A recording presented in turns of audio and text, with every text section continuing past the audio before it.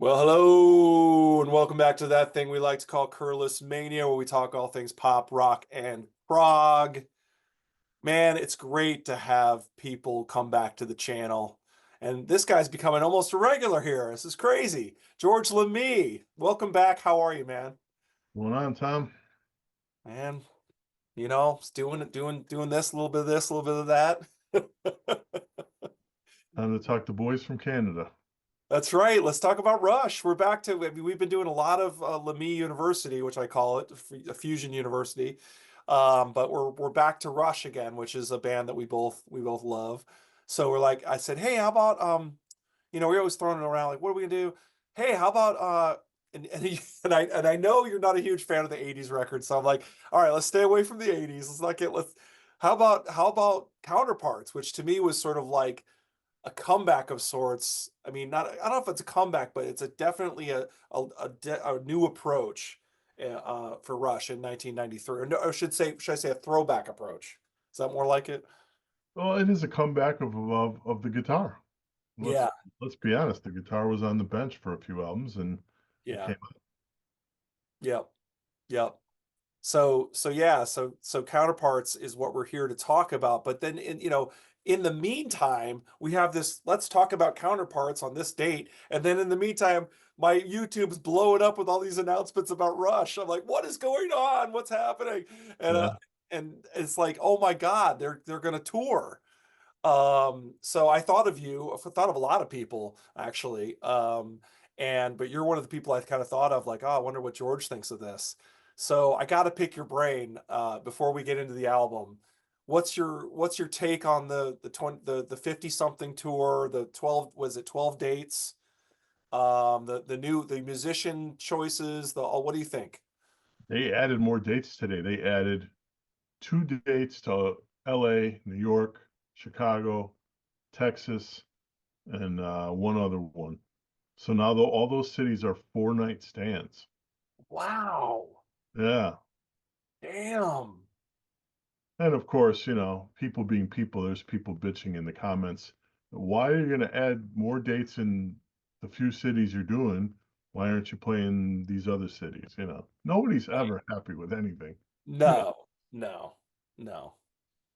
Yeah, there's always room to complain about stuff, right? Someone's always gonna bitch. Uh, Music fans, yeah. yeah. It's like no matter, even if it's the greatest news ever, they're still pissed about something. Oh, Uh, they'll find a way to pick something apart. yeah. And it's like, you know what? These guys are getting up there. I mean, David Gilmour said the same thing. He goes, I'm sorry, on this tour, you guys are gonna have to come to me a little bit. Like they're getting older. They don't want to do 27 dates, 28, 9, 30 dates. That's a lot. Yeah, that's a huge tour, you And if know? you look at the dates, all the dates, there's an off day in between every one. They don't do any consecutive days. And Yeah. then, like, they'll do the 4 night stand in the big cities, and then they don't do another date. They take a week off before they go to the next city. There's nothing. Yeah. Yeah. They're cognizant of their age. That's what it is they don't want to travel so much. I don't blame them. I don't like traveling now. I'm like 15 years younger than them. No, it's true. It's like I'm the same way. Like long trips, you're like, oh God. Like, Yeah, yeah. Um, but yeah, and think about playing. I mean, playing is in the intensity level they have to do for their shows. I mean, yeah, you're whooped after a show, you know? yeah. Um, I'm sure they're exhausted after shows. And yeah, and so it's exciting. It's really exciting news. And I think that it's interesting. And the other thing I was going to say is these guys took like 10 years off. I mean, they've been off for a long time and they're coming back. So it's almost like, you have to understand that they're going to need time to like warm up and then take time, between dates to, try to There's regroup. a reason the dates aren't till next summer. That they're Right. working up to that. Yeah. And not to Yeah. mention they're working with a drummer that doesn't know all the material yet, not like Right. deeply. So Yeah. And my this is take on the whole thing, there's many levels to it. Um, to me, anyone saying that they shouldn't go out or they shouldn't go out as Rush, shut up. You sound stupid. Why can't they go out and play? These are the songs they wrote for. It was their life for 40 years. And you're someone sitting on your couch, some couch potato is gonna tell them you can't go out with your band name and play your songs because one guy's not there. Not a guy they kicked out of the band or quit. He died. Yeah. Yeah. They can't go out with him. It's not a matter of they didn't want to take him out. He's not available. So Right. you're going to tell them they can't take their material out and play it? Screw you, man. To Right. me, that's nonsense. And Yeah. then, everyone's complaining about the drummer choice. First of all, people that don't know anything are questioning whether she can handle it. Trust me, she's way easily handling all this stuff. She's amazing. And then they're like, well, why not this guy, that guy, that guy? And it's all names. They just want a name, they want They want Portnoy, a big name. Yep. Yep. Gavin Harrison, and Portnoy. Simon Right. Phillips. Right. I think they purposely didn't do that. I think they don't want it to be a three-ring circus. They want it to be about the two of them and just someone that can play the tunes. And trust me, she can play the tunes. Uh, Yeah. I know Yeah. we all grew up on Neil and when he was like impregnable technique and stuff. A lot of guys can play Rush songs now. A lot, a lot. And as we see, a girl can do it too. So Yeah. I I mean, just, they don't, people that talk like this in the comments, they don't realize how silly they look. It's nostalgia and it's nothing else. There's no logic to it to me. And this is from a guy that's not going. I can tell you, I'm not going. These right. tickets are going to be astronomical. Hmm. I'm not paying what it's going to be. I don't even know what it's going to be, but I have a pretty good idea. So I don't even have a horse in the race, but I'm still all for it. They should do what they want. Yeah. Yeah. Yeah. There's a lot of people. I mean, I saw clips of her and Annika, and she is Annika. Is that right? Danica, yeah. Annika, and she's a monster, man. She can play. I mean, and this guy, the guy that recommended her was like on tour with her with Jeff Beck, and he was like, he's talking to Getty, and he's like, you might want to check. I mean, this he saw her up close for many days. I mean, he knew he was like she could do it. He knew, you know. People Um, don't want to hear this, but her technique is a little more impressive to me than Neil. I mean, Neil's forte was part construction. He wrote some of the best drum parts I've ever heard.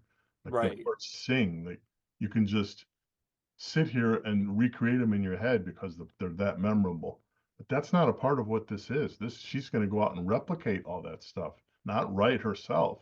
So right, that's not even an issue. And then I saw someone talking about lyrics and lyrics.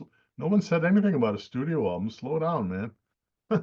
right, right. People are just throwing stuff at the wall and seeing what sticks, but it's a losing battle to say she doesn't have the technique because she clearly does. Yeah, yeah, yeah. And a lot of people were saying, like to your point, that a lot of people were saying, oh, they should just call it Lee Lifeson, and they shouldn't call it Rush. They should just call it. It would still sell tickets, and they don't have to call it Rush. And I don't know. I'm like they have, like you said, they can call it Rush if they want to call it Rush. You Yeah. know? The especially silly comment was, "It's not Rush without Neil." Well, there was a Rush before Neil, so we know there's been Rush without Neil. Yes. Yeah. Have you guys heard that first record? That doesn't have Neil on Yeah. it. Yeah. So, Yeah. that's a losing argument. They don't have any real argument. The argument is feels. It's nostalgia. That it's not the thing that I know that I Yeah. grew up with. Well, no one said it had to be. Right. Right. Yeah. No, and it's you're right. I mean, I think there's, Rush is close to a lot of people's hearts, and I get that. And you're saying with me, I get it. Neil was amazing, right? Neil was unbelievable, and but like you said, he's not on the planet anymore, and he can't. I mean, so if they want to do this, they have to get somebody else. So and then like you said, then there's nitpicking about who it is. Yeah, Uh, so. I think that, I said, like you said, I agree with you. I think they have every right to go out as Rush. And if they want to do it, God bless them, go for it. It'll be interesting to see. The one thing that for me would be a concern, and it's not like it would stop me from going, but like, Getty's voice isn't quite, I mean, the last time I saw, yes, I mean, nobody's talking about Getty. I'm like, Getty's voice is like, man, last time I saw him singing, he looked like he was struggling. yeah. I'm sorry to say that 2015 tour, he didn't sound good. It's just a fact. So Yeah. when Yeah. they said I saw the announcement video and they said they were going to bring in another guy, I thought, oh, great, a fully dedicated singer so Getty can do his thing. No, a fully dedicated keyboard player. Right. Okay, but maybe the guy they hire is going to be a strong singer too. So we'll see. Yeah. Yeah. Yeah. So we'll see how it goes. I'm not trying to, I mean, I love Geddy Lee. I love him and he's like amazing, but He's in his low 70s, right? I mean, how yeah. Father Time is undefeated for singers, pretty much. I mean, a couple guys have made it to the finish line not that compromised, but most of them, they're compromised. I mean, some people are out there literally embarrassing themselves like on a regular basis. You're like, oh Yes. my God. I mean, it's insane. Even Uh, on, I remember when they were doing the press for different stages, and that was like 97, mhm. 98. I think 98 that album came out. They were talking about how they took out 2112 on that tour for the first time in a while. And they said they had to transpose it to a lower key because Getty couldn't hit those highs anymore that he had hit on 2112, the original pass through. So Which is even then they were understandable. doing, I totally yeah. get it. Yeah. So I mean, they're not seeing it clearly. That they got bigger things to worry about than the fact that they don't know the drummer. Right. Right. Yeah. So I think that's going to be a challenge. I think the singing part might be more of a challenge than we'll see. I don't want to, we'll see. We'll see what happens. Yeah, But there, I think there's just a lot of challenges. But people are so excited, and that's awesome. I mean, I'm excited too, and I think it's great that they're doing it. And they like you said, if they want to do it, they can do it. And I say go for it. I think yeah, it's going to be cool. I think it's going to bring people a lot of joy, and that's kind of people, and that's kind of needed right now. So yeah. good news in the world is good stuff. So. Um, but it's amazing how much is already out there about this. It's like people are just like, Yeah, everyone's got an opinion and they're so behind it. yeah, I just wish they thought about it a little more. yeah, yeah. So anyway, so there you go, people. This video is more timely than we thought. So um, but back to counterparts. So we I was looking for my CD and of course I couldn't find it. It's like whenever it's a CD. All right, you got it. Thank God. I got it somewhere. I just could not find it. Um, and there it is. And this album is like you said, like we said earlier, it's a little bit of a like comeback for the guitar. I mean, the previous record, which I did find, Roll the Bones. I mean, this is like it's got some good songs on it, but man, it's thin sounding. Like it is so the production is just so thin. And I really think that some of these songs could have been, and I think what happened was they played some of these songs on this tour and they were like, oh my God, like the power, it felt more powerful. And they were like, they went back and listened to the record. They're like, wow, it's doesn't sound anything like we did live. And I think that was like a light bulb went off, like, okay, maybe we need to change for the next record. I Uh, think I read one of the influences to bringing the guitar back like it is was that Alex had gotten into Alice in Chains at this point, oh, yeah, and yeah, obviously they get one of the best rhythm guitar sounds, you know, at the time that you're ever going to hear. And yeah, he was like, where's my turn? The last three albums have been keyboard albums. Maybe last four albums you could say were basically keyboard albums. He's like, hello, guitar. yeah, So yeah. Aren't we a power trio? Like I'm getting tired of he was trying to fit in. He said that Geddy would just keep filling with keyboard, and it was just layers of keyboards. And then he'd have to fit in his guitar in there. And he's like, I felt like I was an afterthought getting fitted into the after the keyboards, yeah, you know? And from what I understand and from what I read, there was some tension making this record. yeah. Um, because I guess Getty did bring his keyboards, and Alex was like, "What are you doing? I thought we were talking about no keyboards. What are you doing?" Like, and so they had a little bit of a little tension going on during this album.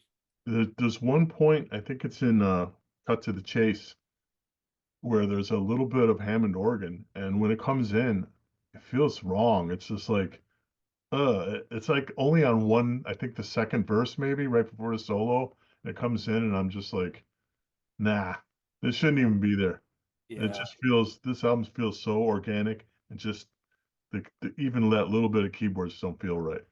yeah, Yeah, it's not needed. It's not needed. So, when you hear the way the album starts, I mean, you hear like a count off, and then you hear Neil go into this awesome like drum beat, and it's like the drums are just jumping out of the speakers already, and you're like, all right, like you can tell this is a new record, like this is a new sound already. And then when they both kick in, it's all three of them, it's like, oh my, I mean, it sounds amazing. It just sounds so much better. This is one of my favorite productions of their career. I'm hard pressed to think a record I think sounds better. I don't know that I can think of one. I think that might be their best production. It's great. Yeah, yeah. I tend to agree. I mean, we're listening to this over and over again for this week, for this episode, and man, I mean, it's just like you're right. It just sounds unreal. Like there's nothing I can poke holes in. I just think it sounds like a band playing in a room, which is my favorite thing.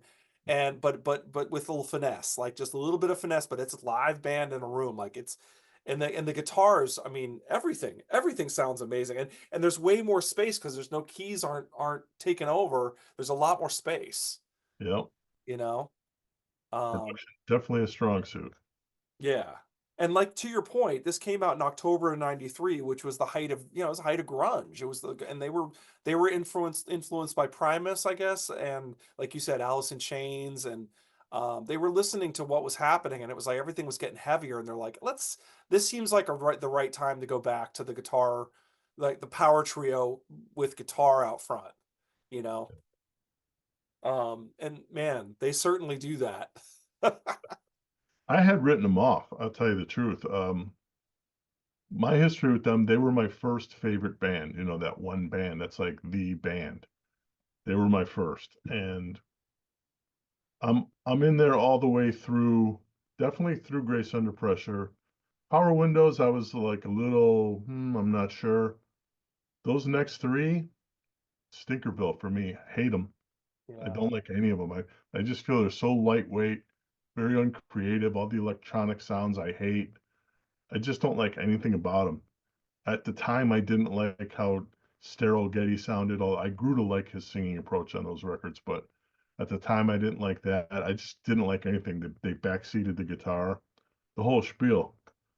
So I'm at a house party and I end up on the couch next to my old guitar player, Brian, and he's like, "Did you hear the new Rush single?" I'm like, "Do I care?" And he's like, "No, dude, you you got to check it Check out." it out. Yeah. So yeah, it was "Stick It Out," and yeah, from the beginning you can tell the rock is back, Yep. and I don't know that the prog is back necessarily as much as I would have hoped, but I was in for just settling for the rock, and it is probably a little proggier than the 80s, late 80s, early 90s stuff, but yeah, I was just the rock part. I was sold. Yeah. I mean, you can tell that Alex and had a, whatever Les Paul, plugged into a Marshall or whatever it was. And I mean, it just sounded like, man, okay, we're back to like rocking again. you know and a lot of these tracks, the first three, I always say, the Animate, Stick It Out, and Cut to the Chase, are just like, they're like riff rock. I mean, they're riffs, like you kind of feel like they're led by a Lifeson riff, you know Yeah, "Animate" is a great song. Maybe the best on the album. It was a definite set staple. To this day, they all, they both love it. Stick It Out was, like we said, the first single, maybe their heaviest ever track. I mean, it's heavy. it's heavy, yeah. It's Yeah. Uh, that track they're not that fond of. I think they find it's a little plotting, but like I God, said, I love that song. yeah, me too. In 1993, I was like, that sucked me in. I went out and got it like the week after I heard it after I tracked it down after that party. Yeah, Cut to the Chase, not quite as good as the first two, but it's cool. I love the solo. The real yeah, slinky lines that Alex is playing. One of his best solos ever, I think. yeah. Really cool solo. Nobody's Hero got a lot of press at the time. Uh, it's a good ballad. Michael Kamen doing string work on it. Uh, People try to make a big deal because part of the lyrics Neil's talking about a friend of his that had AIDS, I guess. So, and that was like touch button thing, don't talk about AIDS or whatever, but it never bothered me.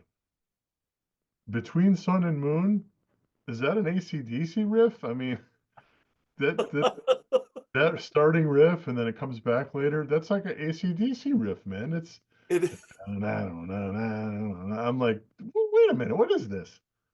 Uh, it's I never that's thought of that, but okay. you're right.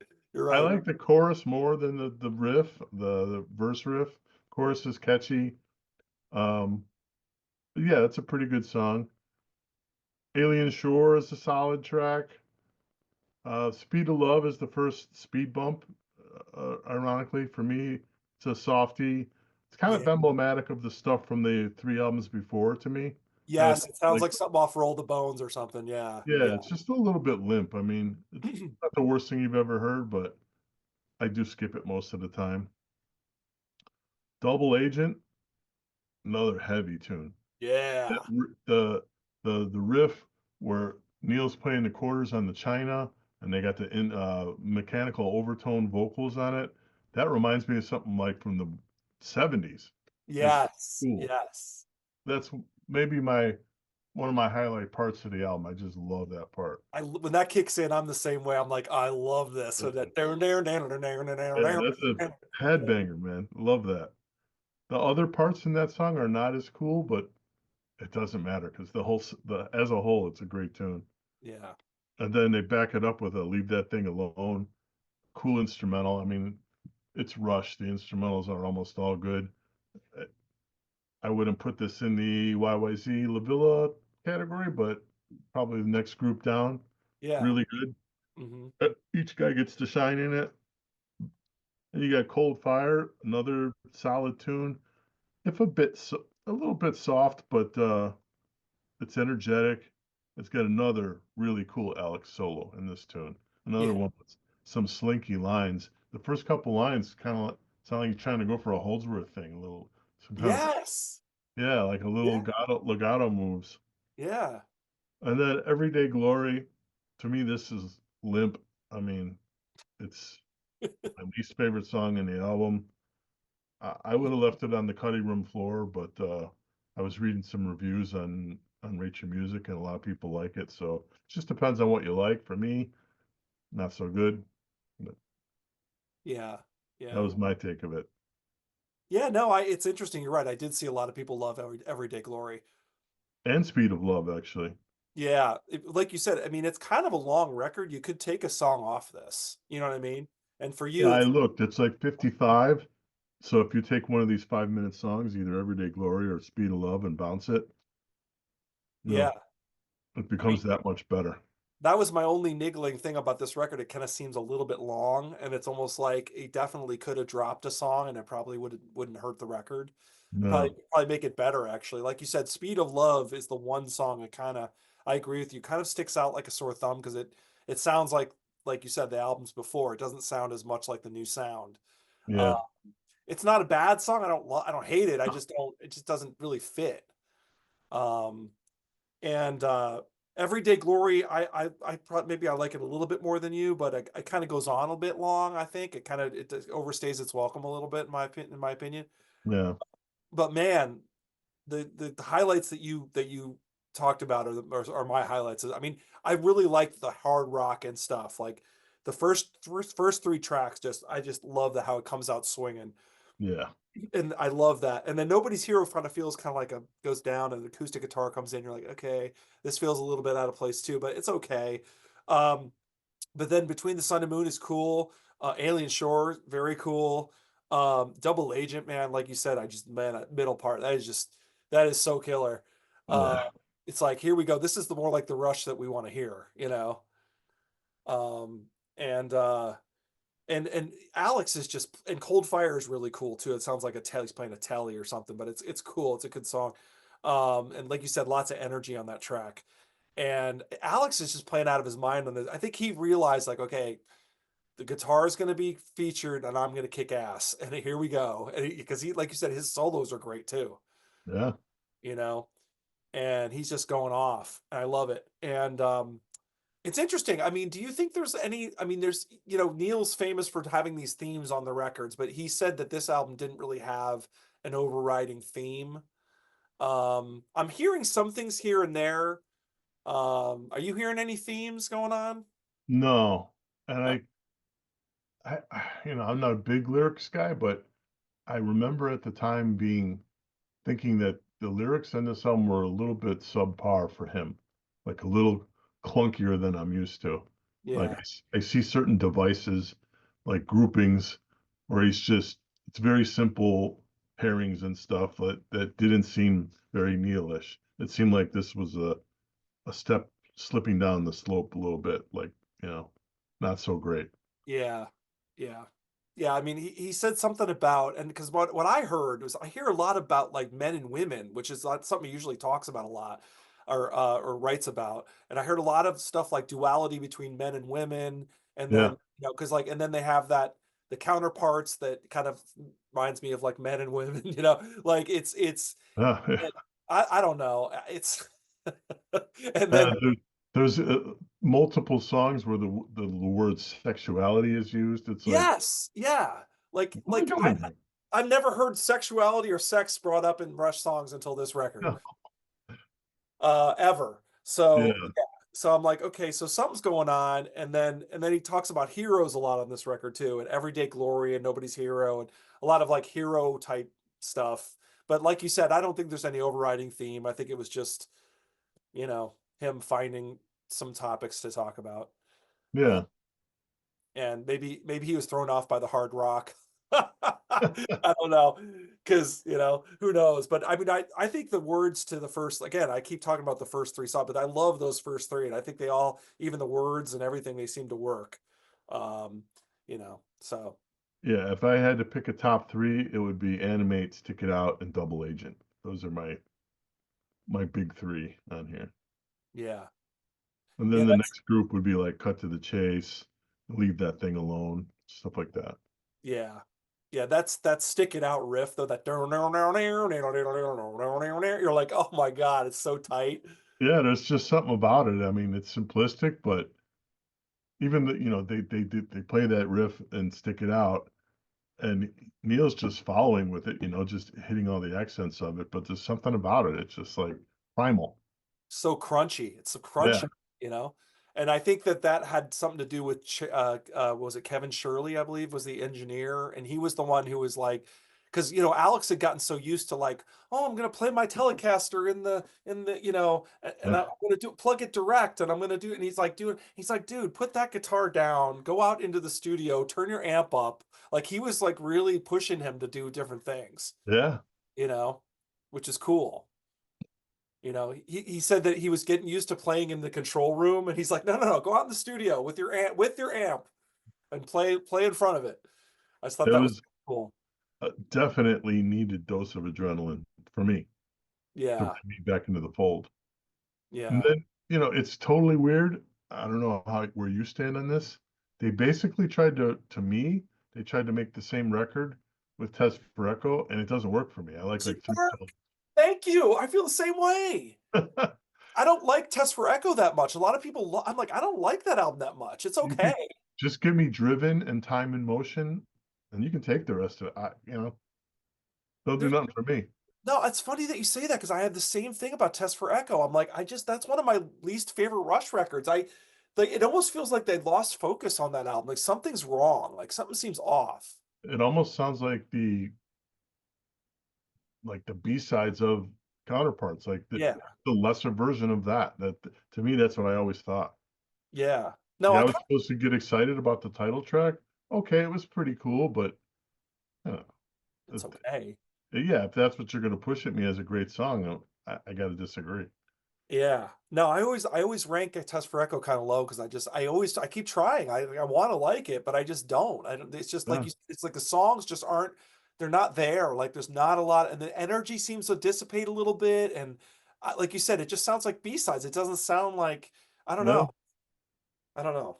the inspiration is not there to me. But Yeah, something's off on that album. But I think that was is the next album Snakes and Ladders, or what is it called? no, the next is Paper Trails, which Paper. everybody hates and I like. So Okay. All right. Okay.